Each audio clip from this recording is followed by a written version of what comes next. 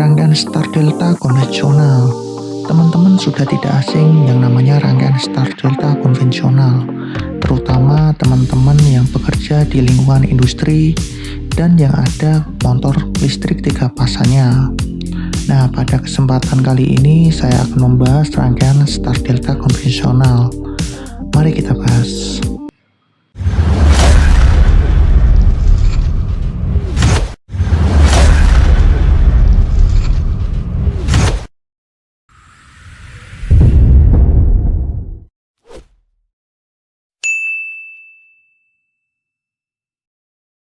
Ini sudah ada rangkaian start delta konvensional, ada rangkaian daya dan rangkaian kontrolnya. Secara singkat, rangkaian start delta konvensional itu dikendalikan oleh atau secara manual. Pengguna menggunakan push button start dan push button delta untuk perpindahannya. Kalau secara otomatis itu dikendalikan oleh timer. Untuk secara singkatnya, rangkaian start delta konvensional itu dikendalikan atau dikontrol oleh push button start dan push button delta.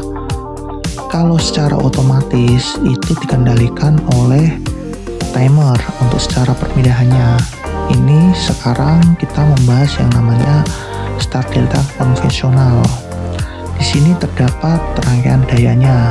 Untuk rangkaian dayanya sendiri terdapat ada MCCB 3 fasa, magnetic contactor 1, 2, dan 3. Di sini ada overload relay dan di sini ada motor listrik 3 fasa, teman-teman. Nah, untuk cara kerjanya, sumber listrik dari PLN fasa 1, fasa 2, dan fasa 3 masuk ke input MCCB, teman-teman. Dari output MCCB masuk ke input main kontaktor dan dijumper ke kontaktor 3, teman-teman. Output dari kontaktor 3 masuk ke terminal dari motor 3 fasa W2, U2, dan V2 itu dijumper ke output dari kontaktor 2, dan input kontaktor 2 di masing-masing terminalnya dijumper, teman-teman, dari terminal 1, terminal 3, dan terminal 5. Untuk rangkaian kontrolnya sendiri terdapat MCB 1 fasa. Di sini ada TOR, di sini ada push button off, di sini ada push button start. Ini adalah pengunci dari push button start, teman-teman. Nah, di sini juga ada push button delta. Ini juga pengunci dari push button delta, teman-teman. Nah, di sini terdapat lampu indikator. Untuk lampu indikator ini itu membaca saat konfigurasi start aktif, teman-teman. Nah, untuk lampu indikator ini membaca konfigurasi delta saat operasi. Di sini juga terdapat lampu indikator bahwa menandakan jika terjadi arus berlebih, teman-teman. Di sini juga ada lampu indikator menandakan jika rangkaian ini off, teman-teman. Mari kita simulasikan, teman-teman. Kita klik atau kita tekan MCCB 3 fasanya. Di sini sudah ada dayanya, teman-teman. Kita juga mengaktifkan MCB 1 fasanya. Di sini juga sudah ada daya masuk. Kita langsung menekan push button start-nya, teman-teman. Nah, di sini sudah ada lambang start, teman-teman. Itu tandanya motor listrik 3 fasa ini beroperasi dengan rangkaian konfigurasi start, teman-teman. Nah, di sini untuk konfigurasi start, jika berpindah ke konfigurasi delta itu harus atau kurang lebih 2-3 detik, teman-teman, untuk mencapai putaran nominal. Dari diam ke putaran nominal itu secara bertahap, teman-teman. Itu 2-3 detik, teman-teman.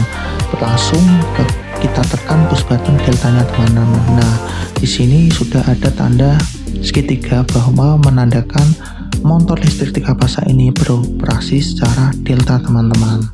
Ketika ada arus berlebih, nah kita klik. Jika ada arus berlebih, indikator ini menandakan bahwa rangkaian ini ngetrip teman-teman, atau ada arus berlebih teman-teman. Nah, kita off-kan dulu atau klik di sini, kita off-kan. Kita sekali lagi mengulang, jika kita menekan push button start, rangkaian ini berjalan dengan konfigurasi start. Dengan 2-3 detik langsung kita tekan secara delta teman-teman. Kenapa 2-3 detik? Jika lebih dari 3 detik itu terjadi apa?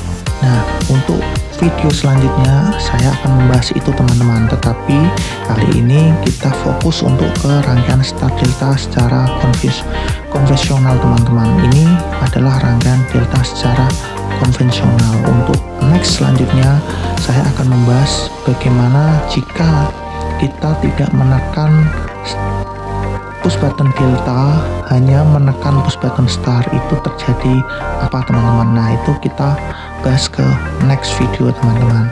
Nah, cukup sampai di sini. Jika nanti ada pertanyaan silahkan tulis di kolom komentar teman-teman. Jadi itulah penjelasan lengkap tentang rangkaian start delta teman-teman. Secara konvensional kita sudah membahas yang namanya rangkaian daya, rangkaian kontrolnya, dan cara kerjanya teman-teman. Cukup sekian dan terima kasih.